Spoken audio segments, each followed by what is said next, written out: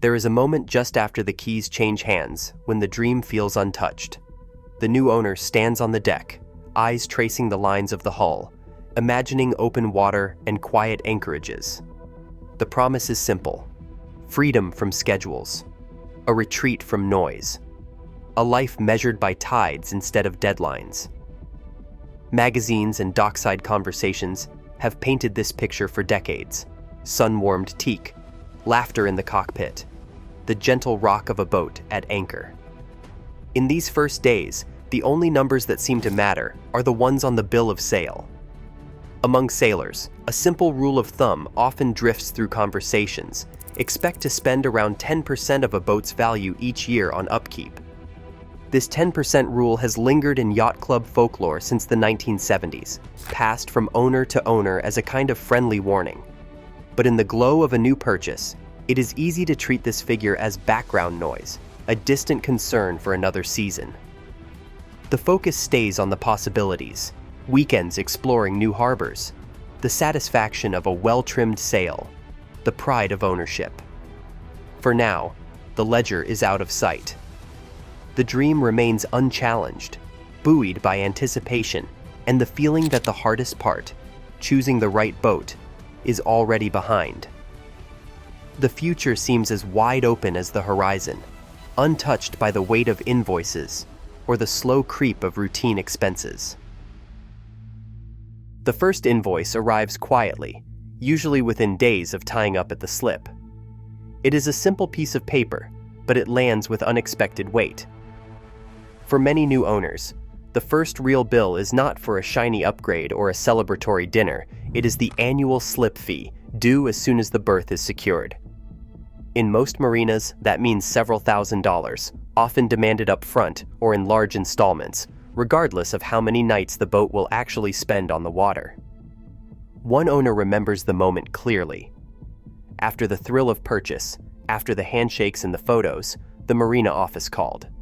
The slip assignment was ready, along with an invoice for $4,200, payment due within the month. It was not just the size of the number, but the suddenness of the request. The boat had not even left the dock.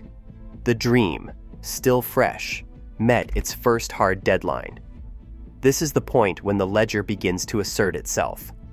Insurance paperwork follows, then a call from a surveyor flagging minor issues that need attention.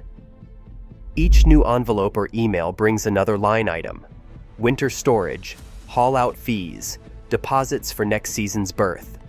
The numbers add up quickly, often before the first sail is even hoisted. For many, the surprise is not that these costs exist, but how soon they arrive, and how little room there is to delay them. The first year's optimism meets the reality of recurring bills, and the dream starts to share space with a growing stack of invoices. Every year, the owner's ledger fills with familiar line items, each one arriving with the regularity of the tides. The marina slip fee always tops the list.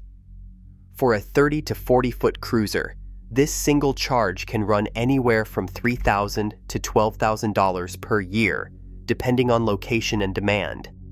In some coastal cities, annual increases of 5 to 10% are now routine.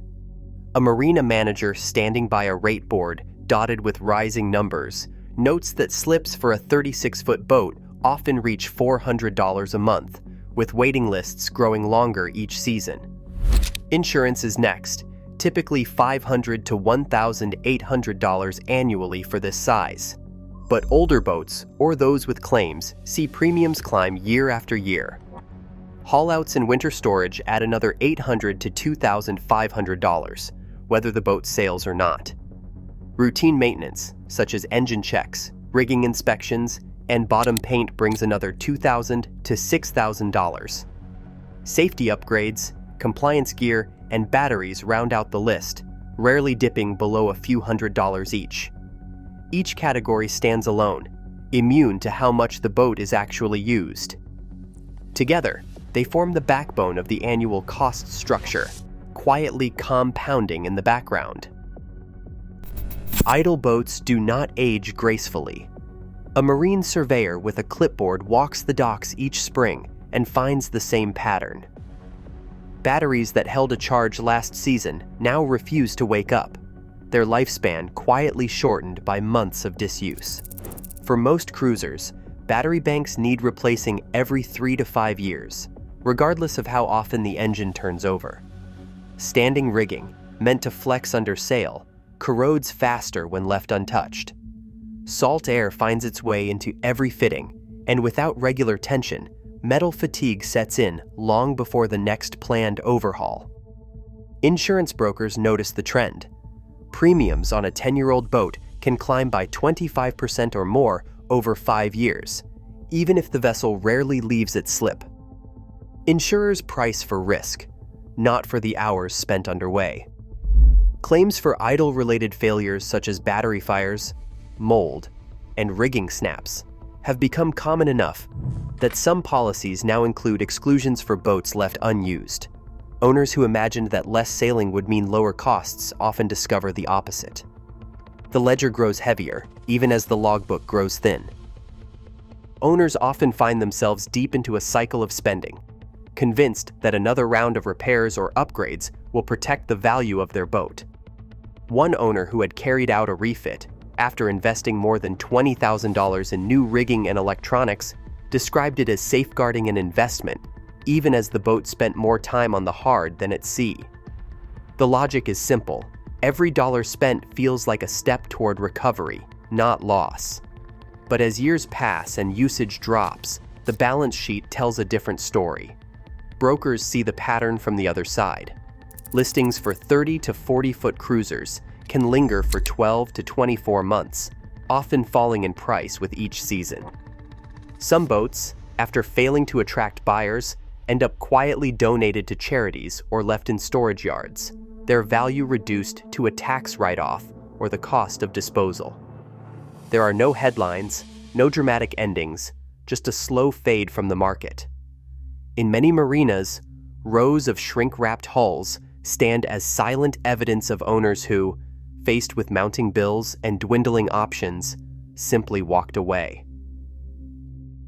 A 5-year ledger for a typical 32-foot coastal cruiser, purchased for $40,000, reveals the full scope of ownership costs.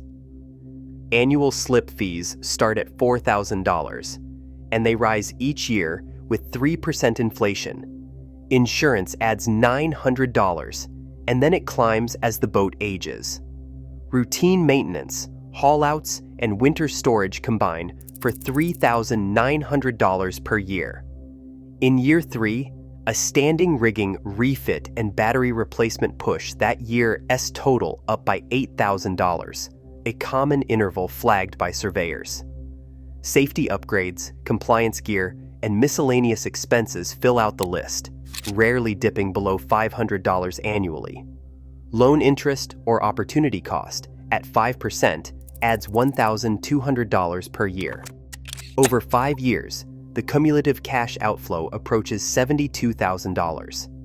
Even with careful planning, the numbers show that carrying costs can easily double the original purchase price before accounting for depreciation or resale value. Each line item stands alone, yet together they reshape the reality of ownership. Turning the numbers into choices starts with a simple checklist. How much maintenance are you willing to do yourself? Can you handle a $1,500 refit every few years, or does the thought make you hesitate? For some, co-ownership spreads the costs and the work, making a larger boat possible without doubling the headache. Others trade the marina slip for a swing mooring, cutting annual fees in half and accepting a little less convenience. The cost per hour grid tells its own story. 200 hours of sailing brings the rate down to $60 an hour. Sail less, and the number climbs quickly. $120 for 100 hours, $240 for 50 hours. These are not just statistics. They are filters for what kind of ownership fits your life. A financial advisor puts it simply: run the 5-year math before you buy, not after. The best plan is the one that matches your tolerance for both time and expense. Today, more than 1 in 5 small sailboats in U.S. marinas sit unused. quietly accumulating costs that outpace memories. The real test is not just what you pay, it is what you pay attention to. In sailing, as in life, the ledger always catches up to the dream. Share your thoughts below.